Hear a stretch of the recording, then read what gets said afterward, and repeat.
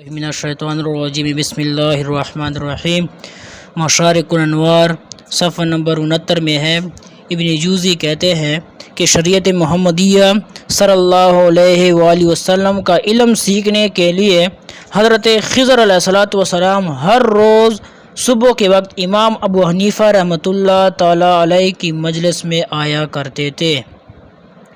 جب اب کا وصال ہو گیا تو حضرت خضر علیہ السلام نے اللہ تعالیٰ سے درخواست کی کہ امام ابو حنیفہ رحمۃ اللہ تعالی علیہ کی روح کو ان کے جسم میں لوٹا دے تاکہ میں علم فقہ ان سے مکمل کر سکوں۔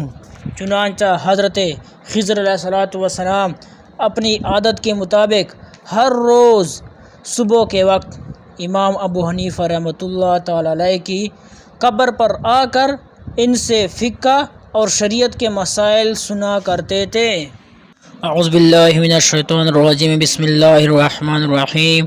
حضرت امام شافعی رحمۃ اللہ تعالی علیہ ہر سال فلسطین سے بغداد شریف حضرت امام ابو حنیفہ رحمۃ اللہ تعالی علیہ کی قبر پر حاضر ہوا کرتے تھے، اور اس مسجد میں جو حضرت امام اعظم رحمۃ اللہ تعالی علیہ کے مزار کے قریب ہے نماز ادا فرماتے تھے اور رفع دین نہیں کرتے تھے۔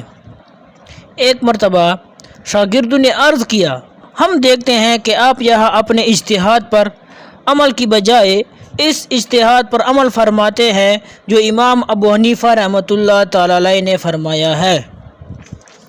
امام شافعی رحمۃ اللہ تعالی علیہ نے جواب دیتے ہوئے فرمایا کہ مجھے یہاں پہنچ کر اتنے بڑے امام کے سامنے اپنے اجتہاد پر عمل کرتے ہوئے شرم آتی ہے۔ حضرات اولیاء کرام کے مزارات پر حاضر ہونا اور ان سے فیوزات حاصل کرنا اہل اسلام کا شروع سے طریقہ چلا آ رہا ہے۔ اس کے ثبوت کے لیے کثیر التعداد واقعات کتابوں میں موجود ہیں۔